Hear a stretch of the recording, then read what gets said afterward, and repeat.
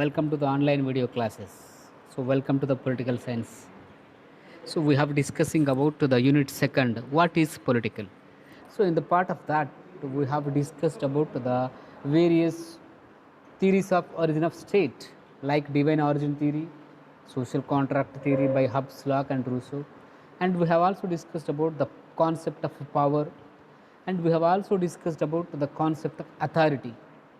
So in the part of that, we have to discuss about the concept of sovereignty. ఇక్కడ sovereignty అంటే సార్వభౌమ అధికారం. So terminology గుర్తుపెట్టుకోండి, సార్వభౌమ అధికారం. So the sovereignty is one of the most important concept in political science. From many days back, the word sovereignty was first used by the French jurist Jean Bodin in his book called The Republic. But before him, there was no word of sovereignty. But instead of sovereignty, the synonym was used by the ancient philosophers. Like if we go to the historical background of the concept sovereignty, the word sovereignty is an English word present, but its roots are in Latin. So the word sovereignty is derived from the Latin word called supranus. So supranus అనే Latin పదం నుంచి ఈ sovereignty అనే పదము, ఆంగ్ల పదము ఉద్భవించింది are పుట్టింది ఆర్ తీసుకోవడం జరిగింది. మరి ఈ సుప్రానస్ అనే ఒక లాటిన్ పదానికి మీనింగ్ ఏంటంటే ద సుప్రీం. సుప్రీం అంటే ఏంది? అతి ఉన్నతమైనటువంటి, the best, the highest position. So this is called supreme. So ఇక్కడ sovereignty means the supreme authority. So these kind of supreme authority is used by the ancient political philosophers like Aristotle. So the word sovereignty is a modern, but even though it has the idea of the supreme power is in the ancient days, if we go back to the ancient days, the synonym was used in those days instead of sovereignty. So later on, the sovereignty spread to all the languages. It is emerged as a English language term, and later on it will move to the German language, and later on it will move to the French language, like that. So at present, the word sovereignty is indefinitely used by the political philosophers. So because the sovereignty is considering in a democratic system as the supreme authority, the sovereign person is getting supreme authority by the people in democratic manner. But in princely states, in a princely rule or in a monarchical system, the sovereignty has enjoyed by the king or the class of the ruling class. But we can say that without sovereignty there is no fulfillment of the political science. So because politics is particularly deals about the power, it is deals about the authority, it deals about the supreme power. So it means sovereignty. That is why without sovereignty there is no fulfillment of the political science. But that is why this much of a priority or importance have got the concept sovereignty in the political science, in international politics or in democratic politics. But the term sovereignty is defined by various political philosophers in a different manner. So we already discussed that the word sovereignty is first used by Jean Bodin in his book The Republic in 1576. So we should not forget that the book The Republic is written by Jean Bodin in modern era, but the same titled book was written by in ancient was Plato. The title is same, but the authors are different and the time is different. That is ancient book and that is modern book. Both books are relevant to the political science, but the authors are different and the time is different. The Republic is written by Plato in ancient times, and the Republic is written by the Jean Bodin in 1575 AD. And different personalities, different political philosophers, different political thinkers were given their idea, their own ideas, their own definitions to the concept of the sovereignty. So the term sovereignty is derived from Latin word. Okay, we already discussed this thing, but the meaning of the supernus in a Latin language, the supreme is the meaning. So it means the power should be in a supreme position, the highest position, the supreme power. So that is why it is playing a dominant role, an important role in the political arena. Then the term is defined by various political philosophers. If we go to Jean Bodin, Jean Bodin defined to the concept of sovereignty that the sovereignty is nothing but the supreme power of a ruler over a citizens and his subjects. అంటే ఇతను ఏం చెప్తున్నాడు Jean Bodin, the sovereignty is nothing but the supreme power over the citizen and its subjects. అంటే రాజుకు అంటే పరిపాలనకునికి ఉన్నటువంటి ఒక అతి ఉన్నతమైనటువంటి అధికారం. ఆ అధికారం ఎవరి పట్ల? ఆ ప్రాంతంలో నివసిస్తున్నటువంటి ప్రజల పట్ల, ఆ ప్రాంతంలో నివసిస్తున్న ప్రజల అంశాల పట్ల, ఆ ప్రజల పట్ల, ఆ ప్రజల అంశాల పట్ల ఉన్నటువంటి అతి ఉన్నతమైనటువంటి అధికారమే, అంటే అతి ఉన్నతమైనటువంటి అధికారం, ఆ రూలర్కు ఉన్నటువంటి అధికారమే ఇక్కడ సావర్నిటీ అని చెప్పడం జరిగింది. అండ్ అదేవిధంగా Blackstone also defined the concept of sovereignty that according to Blackstone the sovereignty is the irresistible absolute and uncontrolled authority. అంటే ఏమంటున్నాడు బ్లాక్ స్టోన్, ఈ సార్వభౌమాధికారం అనేది ఎదిరించడానికి వీలు లేనటువంటిది. ఇర్రెసిటబుల్ మీన్స్ ఎదుర్కోవడానికి వీలైనటువంటిది, అంటే ఎదిరించడానికి వీలైనటువంటిది. అబ్సల్యూట్ అంటే అతి ఉన్నతమైనది, లేదంటే సంపూర్ణమైనటువంటి అధికారం, పరిపూర్ణమైనటువంటి అధికారం, మరియు అన్లిమిటెడ్ పవర్ అంటే ఒక హద్దులు లేనటువంటి అధికారము. ఇదే సార్వభౌమ అధికారం అని చెప్పాడు బ్లాక్ స్టోన్. అంటే అధికారం అనేది ఒక పరిపూర్ణంగా ఇవ్వడము, సంపూర్ణంగా ఇవ్వడము, లేకపోతే అది ఎదిరించడానికి వీలైనటువంటి అధికారం. ఈ అధికారాన్ని సావర్నిటీ అని చెప్పడం జరిగింది బ్లాక్ స్టోన్. అదేవిధంగా బర్గస్ డిఫైన్ చేశాడు. According to Burgess the word or the term sovereignty is the absolute and original and unlimited power. అంటే వాస్తవమైనటువంటి నిరాపేక్షమైనటువంటి సార్వభౌమాధికారమే, అంటే అధికారమే సార్వభౌమాధికారం. ఇక్కడ అకార్డింగ్ టు బర్గస్ ఈ సావర్నిటీ అనేది ఒక సంపూర్ణమైనటువంటి, ఒక వాస్తవమైనటువంటి అధికారం. అది ప్రజల చేత ఆ యొక్క అధికారికి ఇవ్వడం జరిగినటువంటి అధికారం. ఆ అధికారానికి తిరుగు లేదు ఇక. సో అతనికి ఎదురు చెప్పేటటువంటి అధికారం లేనటువంటి అధికారాన్నే సార్వభౌమాధికారం అంటారు. సో ఈ విధంగా బర్గస్ డిఫైన్ చేశాడు. సో అదేవిధంగా గ్రోషియస్, హిగో గ్రోషియస్ అనేటటువంటి ఒక ఆంగ్లేయ political philosopher was defined the concept of sovereignty. According to him the sovereignty is the supreme political power. The sovereignty is the supreme political power అంటే అతి ఉన్నతమైనటువంటి రాజకీయ అధికారమే సార్వభౌమ అధికారం అని చెప్పాడు. అంటే రాజకీయాల పట్ల అధికారాలు ఉంటాయి, బట్ అతి ఉన్నతమైనటువంటి అధికారమే సావర్నిటీగా కన్సిడర్ చేయబడింది.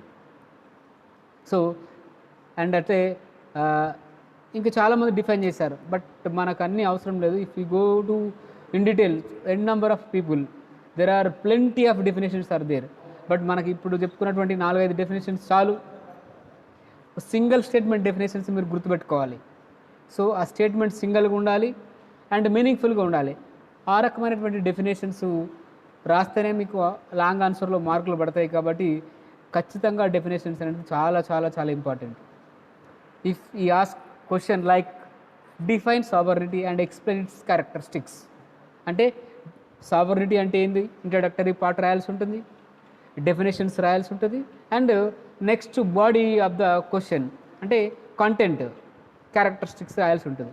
కానీ ఈ ఇంట్రడక్టరీ పార్ట్ డెఫినేషన్స్ మాత్రం కంపల్సరీ ప్రతి క్వశ్చన్కి రాయి ఉంటుంది. అంటే క్వశ్చన్ ఏ విధంగా తిప్పి అడిగినా ఈ introduction part and definitions part అనేది కంపల్సరీగా ఉంటుంది. కాబట్టి the introductory part and as well as the definitions part is very very very important to the any question or any concept. Okay, so these are the definitions of sovereignty. And there are some characteristics of sovereignty, అంటే కొన్ని లక్షణాలు ఉన్నాయి ఈ సార్వభౌమాధికారానికి అనేదానికి కొన్ని లక్షణాలు ఉన్నాయి. So there are some features to the concept of sovereignty. So there are if we go to in detail about that particular characteristics, there are approximately seven characteristics are there. So the first one is absoluteness. Absoluteness means ఒక సంపూర్ణమైనటువంటి అధికారం. అబ్సల్యూట్నెస్ అంటే ఒక సంపూర్ణత లేదంటే ఒక పరిపూర్ణత, అంటే సార్వభౌమాధికారానికి ఒక సంపూర్ణత ఉంటుంది, ఒక పరిపూర్ణత ఉంటుంది. అంటే అధికారం కొంత ఇచ్చి కొంత చేతులు పెట్టుకోవడం కాదు, పరిపూర్ణమైన అధికారం ఉండడాన్నే మనం సార్వభౌమాధికారం అంటున్నాము అని డెఫినేషన్లో చూసినాం. సో ఈ absoluteness is one of the main character of sovereignty. So here the concept of sovereignty has absoluteness, unlimited. So there is no higher authority than the sovereignty. అంటే ఈ సార్వభౌమాధికారం కంటే ఇంకా ఉన్నతమైనటువంటి అధికారం ఇంకా లేదు, అదే అత్యున్నతమైనటువంటి అధికారం. అందుకనే దాన్ని మనము అబ్సల్యూట్నెస్ అని చెప్పడం జరిగింది. సో ఇంటర్నల్లీ ఆర్ ఎక్స్టర్నల్, అంటే మనకు బహిర్గతంగా కానీ అంతర్గతంగా కానీ ఈ అధికారాన్ని మించినటువంటి అధికారం ఇంకా లేదు. ఇప్పుడు for example if you take ఇండియాకు ద డెమోక్రటిక్ సిస్టంలో ఎన్నుకోబడినటువంటి వ్యక్తులు రాష్ట్రపతి అండ్ ప్రధానమంత్రి. సో వీళ్ళకు అతి ఉన్నతమైనటువంటి అధికారము ప్రజలు ఇవ్వడం జరిగింది. సో ఇక్కడ ఈ భారతదేశానికి సంబంధించినటువంటి రాజకీయ అధికారంలో ఇతర దేశాలైనటువంటి చైనా కానీ అమెరికా కానీ లేకపోతే ఇతర బాగా అభివృద్ధి చెందినటువంటి దేశాలు లైక్ రష్యా జపాన్ లాంటి దేశాలు ఎలాంటి జోక్యం కలిగించుకోవడానికి వీల్లేదు. అంటే భారతదేశం అనేది ఏ ఒక్క దేశం ఒక ఇన్ఫ్లుయెన్స్ కింద పనిచేయదని చెప్పి దీని మీనింగ్. అందుకనే the word sovereignty is added in the Indian constitution. అంటే భారత రాజ్యాంగంలో పీఠికలో మొదటిగా చేర్చారు సావర్నిటీని. అంటే సార్వభౌమాధికారము అంటే భారత ప్రజలమైన మేముగా రాసుకున్నటువంటి రాజ్యాంగము ఇది ఎవ్వని అధికారానికి తలొగ్గదు అని దీని యొక్క మీనింగ్. అంటే మరి మీరు ఇంకో క్వశ్చన్ రావచ్చు మీకు ఇక్కడ, సార్ మరి భారతదేశం అనేది అనేక అంతర్జాతీయ సంస్థలలో సభ్యత్వం తీసుకుంది లైక్ యుఎన్ఓ, సార్క్ ఇలాంటి అనేక రకాలైనటువంటి అంతర్జాతీయ సంఘాలలో అంతర్జాతీయ సంస్థలలో సభ్యత్వం తీసుకున్నప్పటికీ అది ఏ దేశం యొక్క ఆలోచన విధానాన్ని మన ఇండియాలో అప్లికేబుల్ చేయదు. అంటే ఏ దేశం చెప్తేనో వినదు, వీళ్ళకి ఏ విధంగా నచ్చితే ఆ విధంగా పరిపాలన చేస్తారు. ఇప్పుడు యుఎన్ఓలో ఉన్నటువంటి 193 దేశాలు ఉన్నాయి. ఆ 193 దేశాల్లో భారతదేశం ఒకటి. అక్కడ వీటో పవర్ ఉన్నటువంటి 5 దేశాలు ఉన్నాయి. అవి డామినేట్ చేయాలని చూస్తే వాళ్ళ పప్పులు మన దగ్గరే ముడుకోవన్నమాట. So the Indian sovereignty is not at all allowed to the others domination in the Indian administration. So మరి ఈ అంతర్జాతీయ సంస్థల్లో సభ్యత్వం అనేది ఇట్ ఈస్ అన్ ఆప్షనల్. వాళ్ళకు నచ్చితే ఆ సంస్థలో కొనసాగుతారు, నచ్చకపోతే ఆ సంస్థల నుంచి బయటకు వస్తారు. అది ఆప్షనల్ అనమాట, అంటే ఐచ్ఛికం అనమాట అవి. సో ఈ విధంగా సావర్నిటీ అనేది అబ్సల్యూట్ క్యారెక్టరిస్టిక్స్ని కలిగి ఉంది. అంటే ఒక సంపూర్ణతను ఒక పరిపూర్ణతను కలిగి ఉంది. అంటే ఇక్కడ అధికారి ఎవరైతే ఉన్నారో అతనికి ఒక పరిపూర్ణమైనటువంటి అధికారం ఉంటుంది, ఒక సంపూర్ణమైనటువంటి అధికారం ఉంటుంది ఆ దేశం పట్ల, ఆ ప్రాంతం పట్ల. అది. So then the second characteristics of the sovereignty is the universality. So ఇది ఈ సార్వభౌమాధికారం అనేది ఒక విశ్వవ్యాప్తమైనటువంటి కాన్సెప్ట్. ఇది ఒకరోజు వచ్చి ఒకరోజు పోయేది కాదు. దీనికి ఎగ్జాంపుల్ చెప్పుకోవాలంటే ఎన్నో ఉంటాయి. ఫర్ ఎగ్జాంపుల్, డెమోక్రటిక్ కంట్రీలలో ప్రజల చేత, ప్రజల కొరకు, ప్రజలే ఎన్నుకొనబడే ఒక ప్రజాప్రతినిధులను ఎన్నుకుంటారు. ఆ ప్రజాప్రతినిధులు అనే వాళ్ళు ప్రజల చేత ఎన్నుకోబడతారు. వాళ్ళకు అత్యున్నతమైనటువంటి అధికారం ఇవ్వడం జరుగుతుంది. సో వాళ్ళు సటన్ పీరియడ్కు మాత్రమే అక్కడ ఉంటారు, ఆ తర్వాత వాళ్ళు వెళ్ళిపోతారు. సో ఈ సావర్నిటీ అనేది it is a universal concept. It is not applicable to the a particular region, it is not applicable to the particular district, it is not applicable to the particular person, it is not applicable to particular village. It is a universal concept. ఎక్కడైనా ఇదే రకమైనటువంటి అధికారాన్ని కలిగి ఉంటుంది. ఇప్పుడు రీసెంట్గా మనం చూసుకున్నాం, ప్రపంచంలో ఒకానొక పెద్దదైనటువంటి అమెరికా ప్రజాస్వామ్య దేశం. అక్కడ ప్రజాస్వామ్యబద్ధంగా ట్రంప్ అధ్యక్ష పదవి నుంచి తొలగించబడి జో బిడెన్ గారు ఎన్నుకోబడినారు. అంటే ఇప్పటి వరకు ట్రంప్ ఎంజాయ్ చేసినటువంటి ఈ యొక్క పొలిటికల్ సావర్నిటీని, అంటే ఇప్పటి వరకు ట్రంప్ వాడినటువంటి సార్వభౌమాధికారాన్ని ఇప్పుడు జో బిడెన్ వాడుతున్నాడు. అంటే ఇక్కడ ఆ పదవి మాత్రమే పర్మనెంట్, కానీ మనుషులు కాదు కదా. అందుకనే it is a universal concept. So it is a supreme power to all over the individuals or all over the associations and institutions. So there is no exempt from the sovereignty. అంటే ఈ సార్వభౌమాధికారం నుంచి తప్పించుకోవడానికి ఎవడు కూడా exempt కాడు. ఇప్పుడు భారతదేశం ఉంది. భారతదేశంలో 28 రాష్ట్రాలు ఉన్నాయి, 9 కేంద్రపాలిత ప్రాంతాలు ఉన్నాయి. అంటే ఇంతకుముందు 29 రాష్ట్రాలు ఉండే. ఆ జమ్మూ కాశ్మీర్ అనేది రాష్ట్ర హోదా నుంచి 2 కేంద్రపాలిత ప్రాంతంగా చేయడం జరిగింది. అంటే 28 రాష్ట్రాలు, 9 కేంద్రపాలిత ప్రాంతాలు అన్నీ కూడా భారత ప్రధాని పరిధిలోకి వస్తాయి.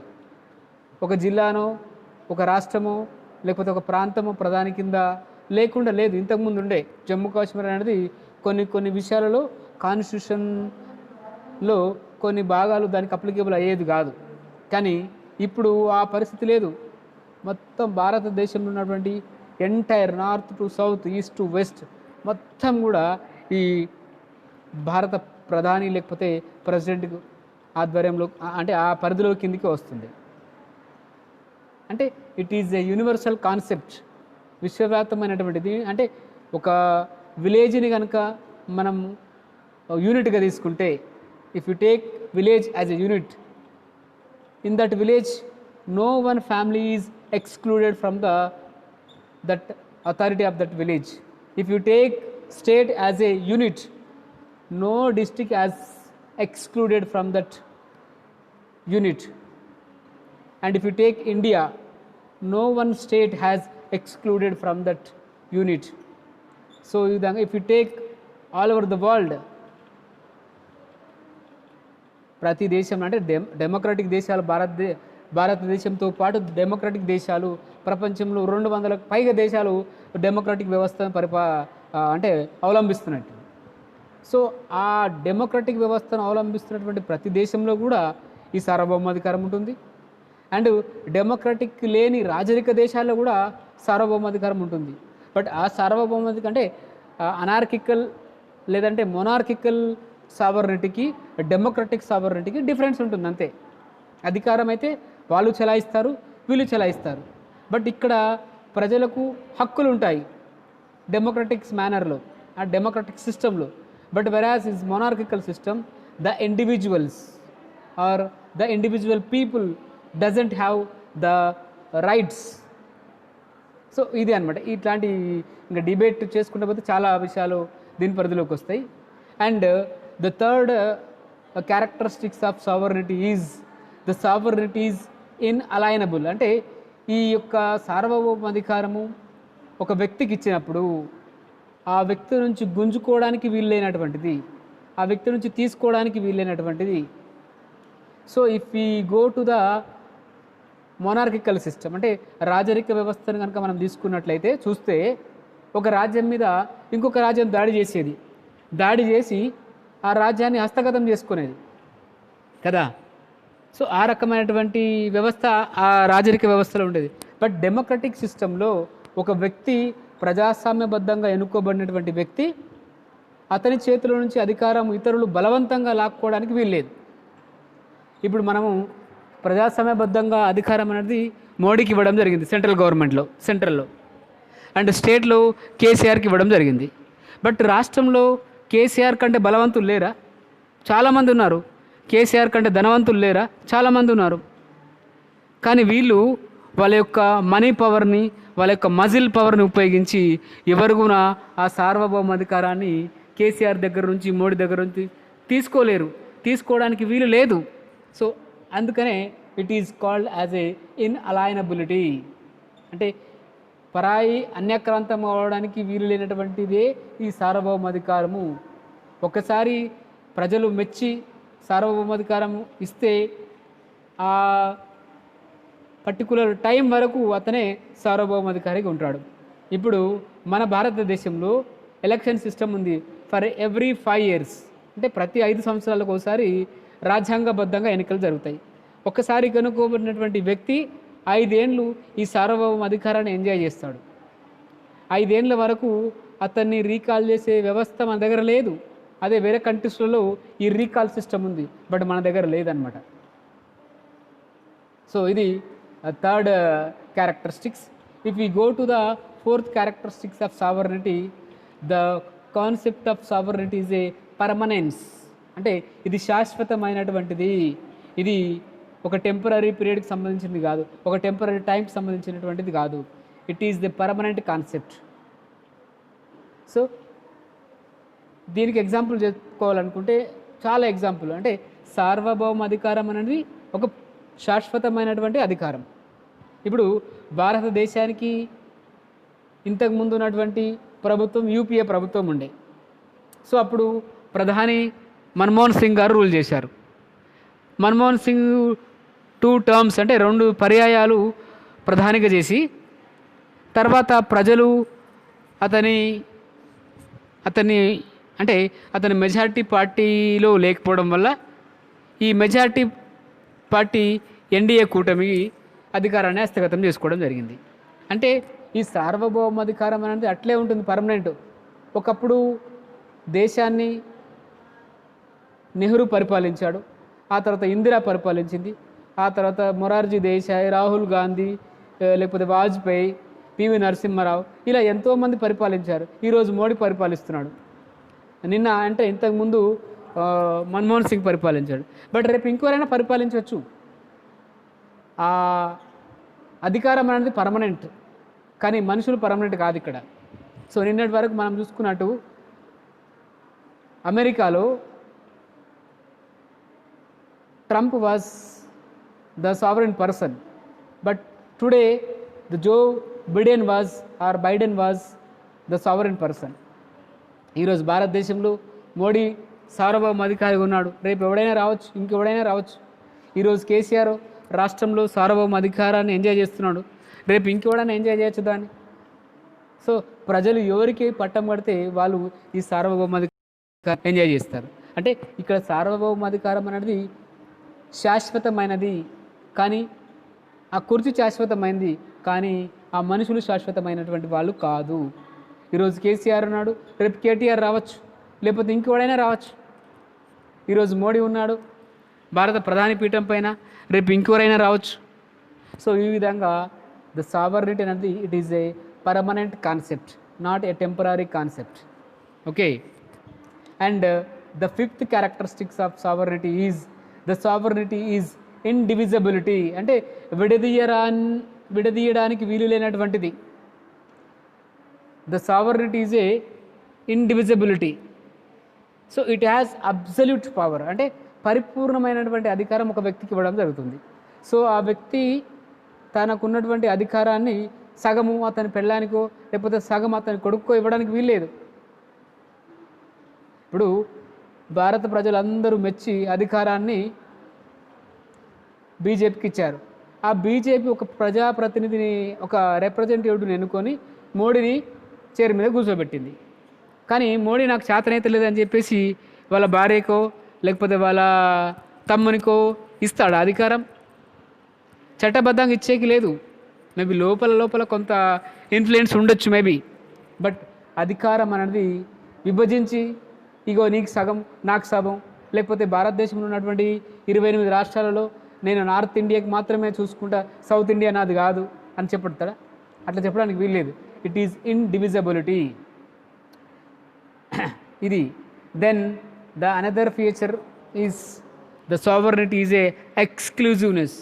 అంటే ఒక ఒక ప్రత్యేకమైనటువంటి ప్రాతినిధ్యం వహిస్తుంది.